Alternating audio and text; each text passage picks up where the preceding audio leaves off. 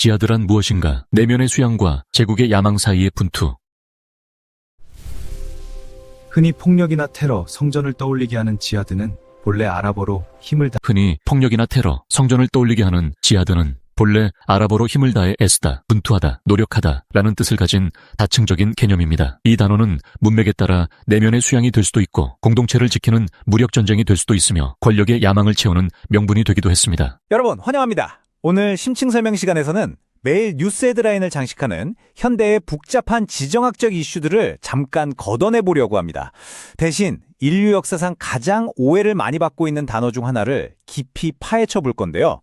흔히 우리가 뉴스에서 듣는 단어 하나가 어떻게 한 문명을 지탱하는 정신적 기둥이 되었는지, 그리고 대체 어떤 과정을 거쳐 역사의 소용돌이 속에서 그토록 파괴적인 무기로 변해버렸는지, 그 믿을 수 없을 만큼 복잡한 역사와 철학의 세계로 여러분을 안내하겠습니다. 자, 준비되셨나요? 본격적으로 들어가기에 앞서 우리가 가진 선입견부터 완전히 깨부수고 시작하겠습니다. 지하드라는 단어의 아랍어 어원을 보면 정말 놀라실 텐데요. 사실 이 단어 자체에는 폭력이나 성전, 그러니까 거룩한 전쟁이라는 뜻이 아예 없습니다. 네, 진짜로요. 원래 뜻은 그저 힘을 다해 애쓰다, 분투하다, 노력하다 라는 뜻입니다. 인간이 어제보다 더 나은 상태로 나아가기 위해 온몸을 다해 쏟아붓는 아주 긍정적이고 치열한 에너지를 의미했던 거죠. 오늘 다룰 순서입니다. 첫째, 두 얼굴을 가진 언어. 둘째, 가장 위대한 전쟁 내면. 셋째, 방어에서 제국의 명분으로. 넷째, 십자군과 성전의 거울. 다섯째, 현대사 속 지하드의 왜곡. 마지막으로 여섯째, 우리는 무엇과 싸우는가입니다. 섹션 1, 두 얼굴을 가진 언어. The Two-Faced Language입니다. 초기 전통을 보면요, 이 심오한 개념을 두 가지로 아주 명확하게 나눴습니다. 여기서 정말 흥미로운 포인트가 나오는데요. 먼저 대지하드, 즉 가장 큰 투쟁이 있습니다. 이게 뭘까요? 바로 우리 내면의 탐욕이나 교만에 맞서 매일같이 싸우는 침묵의 전쟁입니다. 반면에 소지하드, 즉 작은 투쟁은 신앙이나 공동체를 지키기 위한 물리적인 방어를 뜻하죠. 그러니까 진정으로 이기기 힘든 가장 거대하고 무서운 적은 밖에 있는 게 아니라 바로 우리 마음속에 숨어 있다는 통찰인 겁니다. 정말 날카롭지 않나요? 원전에서 이 단어가 처음 등장할 때의 맥락을 살펴봐도 명확합니다. 단순히 칼을 들고 싸우는 전투만을 말하는 게 절대 아니에요. 재산과 생명으로 분투했다는 표현은 공동체를 지키기 위해 자신의 모든 물적 자원과 삶 자체를 완전히 바치는 그야말로 총체적이고 이타적인 헌신을 뜻했습니다. 내 모든 에너지를 올바른 길에 쏟아붓는 결단이었던 거죠. 섹션 2, 가장 위대한 전쟁, 내면, The Greatest War Within입니다. 자, 그럼 이 내면의 전투가 이슬람만의 특별한 개념일까요? 전혀 그렇지 않습니다. 다른 철학과 종교들을 나란히 비교해보면 정말 소름 돋는 평행 이론을 발견할 수 있어요. 이슬람이 탐욕과 교만을 적으로 삼아 내면의 지하드를 하듯 불교는 탐욕, 분노, 무지에 맞서 치열하게 수행을 하죠. 기독교의 수도사들은 유혹을 이기려고 광야로 나가 자기 부정을 실천했고요. 스토아 철학자들은 통제할 수 없는 외부 세상 대신 오직 자기 판단만을 꽉 잡으려고 분투했습니다. 결국 자신을 더 나은 인간으로 만들려는 이 싸움은 인류 전체가 역사 내내 공유해온 거대한 퍼즐 같은 거라는 얘기죠. 섹션 3, 방어에서 제국의 명분으로 From Defense to Imperial Justification입니다. 하지만 언어라는 게 현실의 가혹한 생존 문제와 부딪히면 참 순수하게 남아있기가 힘들죠. 7세기로 가보겠습니다. 초기 무슬림들은 엄청난 박해를 피해 살아남아야만 했습니다. 근데 그 절박한 순간에도 그들은 엄격한 전쟁의 룰을 세웠어요.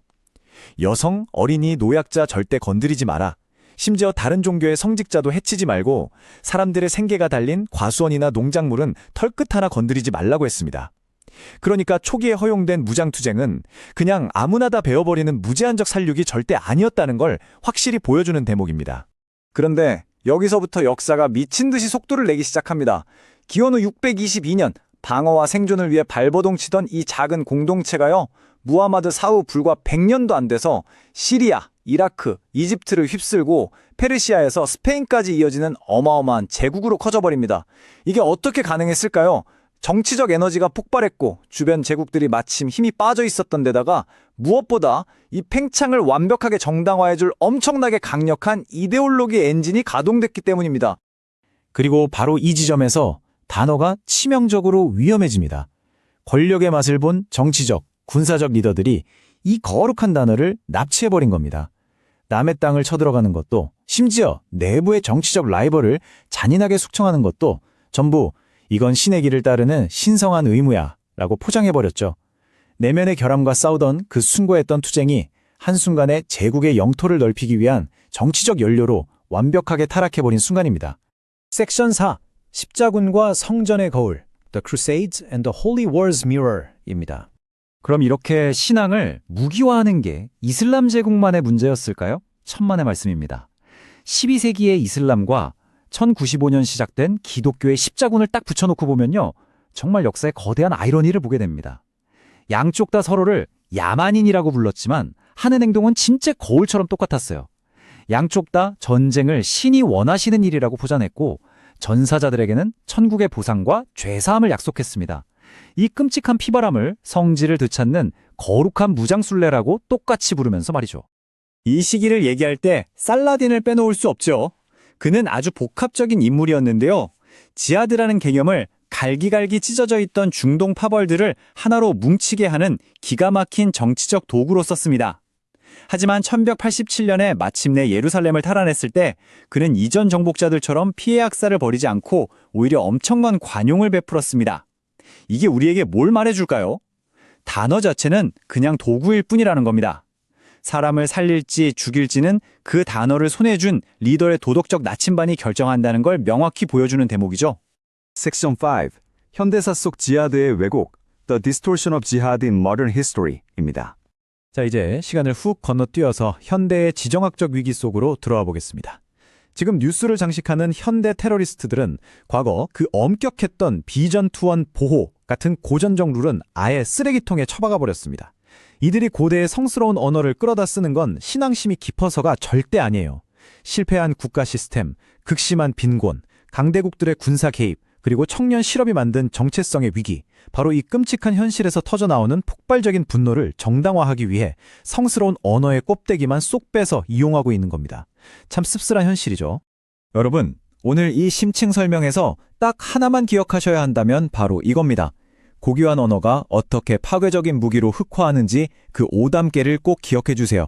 첫째, 내면을 향하던 투쟁이 타인을 향한 증오로 뻗어나갈 때.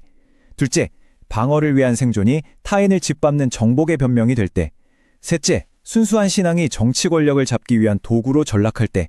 넷째, 비극적인 죽음이 순교라는 이름으로 로맨틱하게 포장될 때. 마지막 다섯째, 이 미치도록 복잡한 세상을 오직 우리는 선, 너희는 악이라는 유치한 이분법으로 나눠버릴 때. 바로 이렇게 인간의 본성이 가장 아름다운 철학마저 무너뜨리는 겁니다.